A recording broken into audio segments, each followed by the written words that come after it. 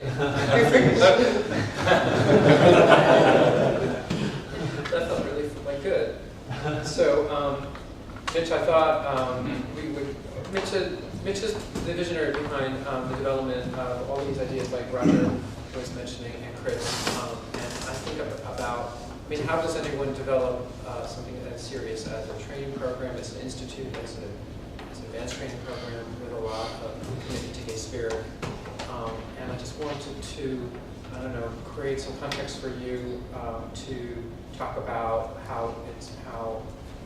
maybe even a simple question like where did the idea come for the development of, I know that's really weird, isn't it? All having looks and look at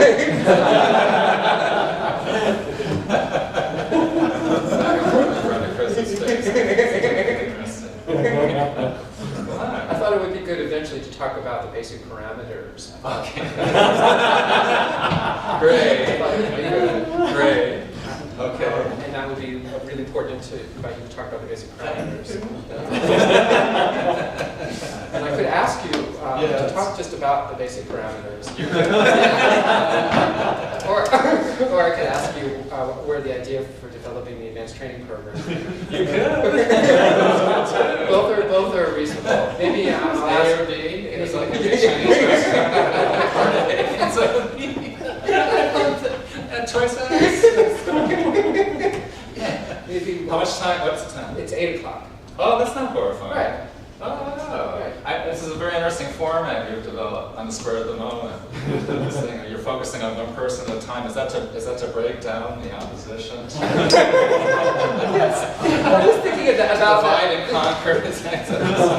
I wasn't aware of that at the moment, but I became increasingly more aware that could definitely have been a hidden agenda. Because there could have been a whole other, for example, it could have been a thing where we were all the three of us conversing about something. Right. There are many ways to interpret it. I guess the implication was you interviewing me could have been seen, of course, the way I've read it. It could have been seen in a more interactive way, but you could have interviewed both of us at once, for example, to get us to interact. Right. You've kept us from interacting. Our platform suggests that. Which itself could be interesting both ways. It could be interesting to have us not interact in terms of each sharing. That doesn't perhaps happen so often. But it could also be interesting to have us interact with each other too, because if you say questions you might be asking and things we might want to share, or one or the other of us might want to get the other person's reaction to that. Absolutely. Perhaps a richer experience, not necessarily that's bad. Right. Oh, I really appreciate it. Sure, but also there could have been a third way I can picture, where you were more interactive with the two of us. Right.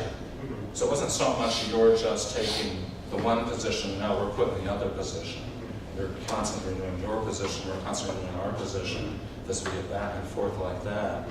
Whereas you're only basically asking questions. There could have been another way where we're more all conversing together, since we are the ones principally involved in the formation of this program, advanced training program. But nonetheless, this is the format that's been cultivated. I think instantaneously on the spur of the moment. It's my suspicion of it. It's okay.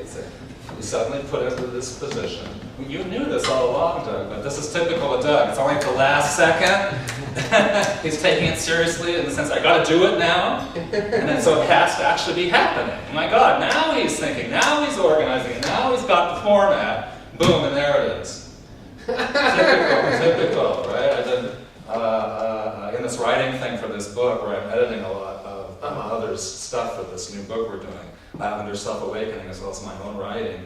And Doug has now been writing a footnote to his introduction to his section. How long has the footnote been written now, Doug? I'm embarrassed to say, like 40 pages. What? No, not the, how long has it been taking? Oh, how long has it been taking? To write this footnote. About 4 months. 4 months now, right? Yes. For just a simple, supposedly simple footnote to this text, but an important footnote. 4 months. Certainly promised that week. I kid you not.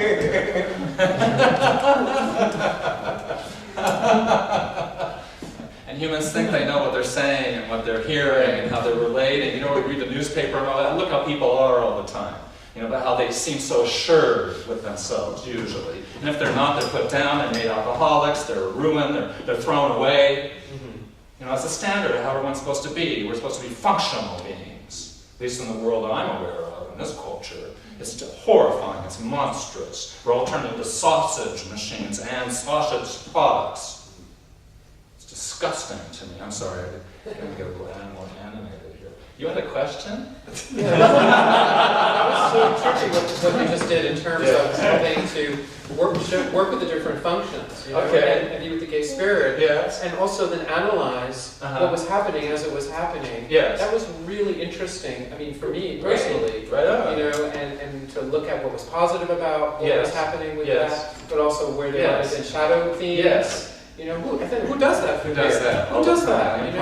All the time. All the time. And when, no one's, I'm not shamed or anything. I feel No. actually related to. Yes. And deeply helped Yes. actually, and my Good. creativity opened up more Yes. so. Right on. Right on. And that's, I think, just great. Model of gay spirit. Isn't that interesting? Now, we might mention that that's not merely just any old thing, just because it shows up and appears like that. As you've alluded to before, this has a tremendous and otherwise very obscure history behind it. If you picture just the whole human struggle about what it means to be authentic in general, picture a time and place when, before humans knew any better, they just were spontaneous, or what you might call authentic. That didn't work. I'm sorry, that just didn't work. And so comes the first organization of humanity, we might call that the group mind, which has been with us ever since. At first, maybe that's the only measure of what it might mean to be, quote, authentic, quote, at first, perhaps, except for oddballs. I'm always accounting for oddballs in this process of humanization of an odd species. But nonetheless, in the general sense, that's how I would picture it, but gradually becoming more about really what we might now call the individual.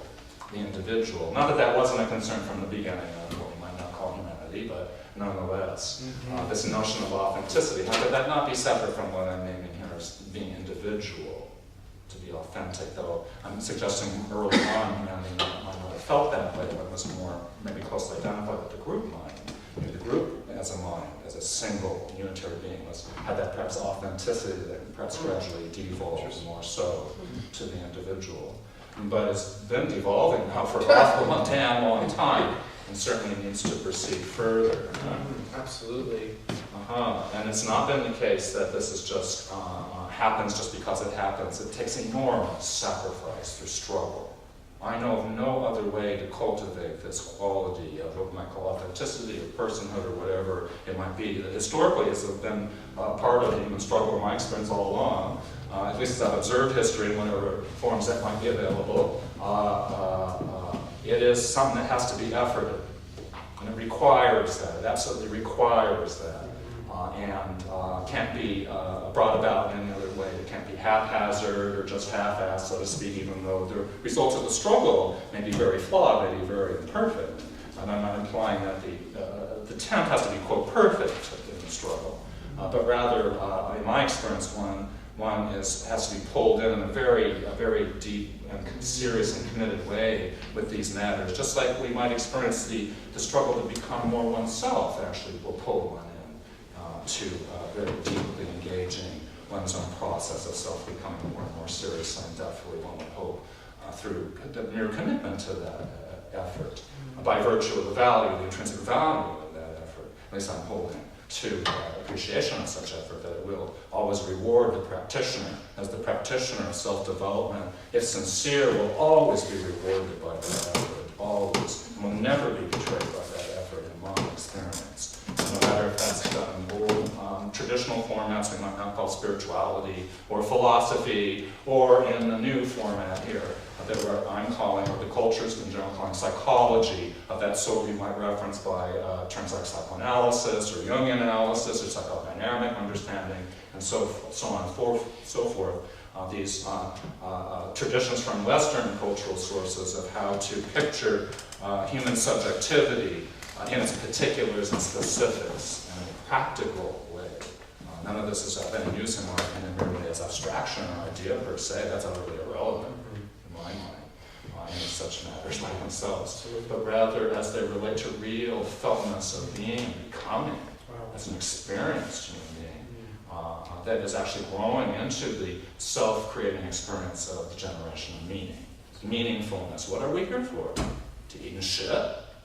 to create all the folly and suffering that people seem so good at, or bad at, to take up on that. Yeah, so this is a lot of hard work. Now, in terms of the particulars of what you're just noting about how you and I were relating, yes. Okay, and what I kind of take for granted, and you kind of take it for granted, right. We relate like that, which is what we're interested in extending in a much more serious way vis-a-vis the training program. Vis-a-vis the training program, that we've come to the conclusion that lesser ways of trying to convey this don't really get at intensively enough. And this is through personal discovery that it takes such intensive personal engagement to work with this material successfully in the direction that yields sufficient results to justify the effort. If one's not going to really do it seriously enough to justify the effort, why bother? Because then it's wasted energy. Like so much of what people do in the time and space that they have in their lives to expend energy. And look at what most people do, or what, say, I look at what how I would live my life at one time. Even though you commented, Doug, that it looks so easy and simple, in which I feel very comfortable about relating to myself and relating to you this way, that was not the way I was raised, personally. I don't know about any of you folks, but I was raised in a desert of despondent, loserdom, and failuredom, and monsterdom, and perversion of human justice, and love, and caring, and goodness, and so on and so forth. And one would have had perhaps no idea from how I was going to turn out, for instance, in my later childhood and teen years, that the things that I now handle in the way that I do with you here right now, let's say, could have been at all imaginable by me, much less doable by me. I don't know. I was not an outsider to my own life early on, and there's certainly peculiar and odd features of who I always was. Okay, but I would consider myself, certainly looking back now, to be a really fucked up brat, basically. Fucked up, passive-aggressive powermonger, basically. And it took me an awful long time. I first became seriously interested in psychology at the age of 13. I made my mother, without telling her the reason, take me to see my first psychologist for therapy at that age. Okay, because I wanted to begin to learn and deal with this stuff about myself. Now, there's not just as ideas, but as practice, as understanding, as engagement. And the issue over which was my infernal internal struggle over my homosexuality, which completely obsessed me by that time. Internally, it was had to be secret from in the awful world I was being raised in, a secret from anyone else, any other human being.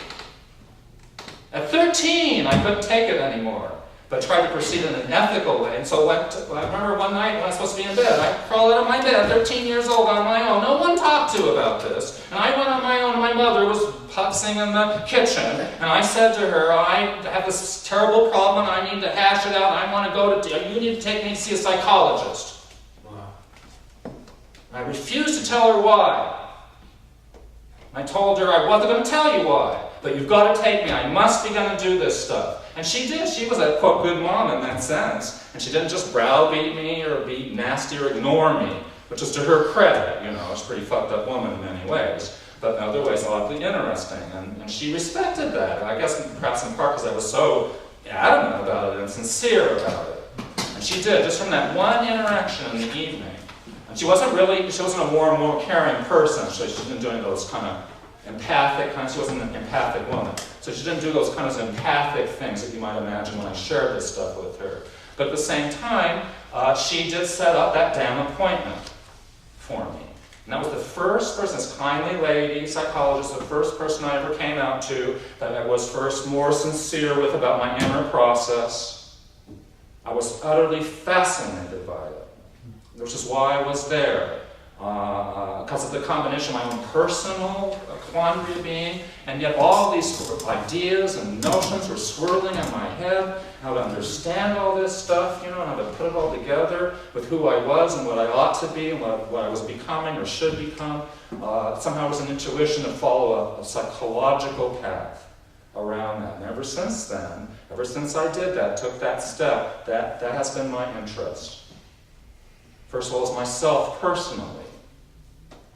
And then following along with that is part of my 4 functions, as Chris alluded to, wanting to grasp the ideas involved in the thinking about that. And I've certainly gone through many, many stages in evolution, some of which I've shared in here over the course of the last several years, and also in various of my writings over the past 35 or so years. What this development of how I try to think about these things can be followed along. But in my experience, just to let you know, it's never been separate from how I'm actually doing it myself and living it myself, and feeling it myself and being it myself, whatever that stuff is. And that's why I went in this direction to begin with. Because to me it had nothing to do with what we might think of later on as, let's say, an interest in psychology for reasons of ideas or professional interest or any such matter. I felt called to be a psychologist as a way of being a human being and a way to be political at the age of 13, and I've never wavered from that since.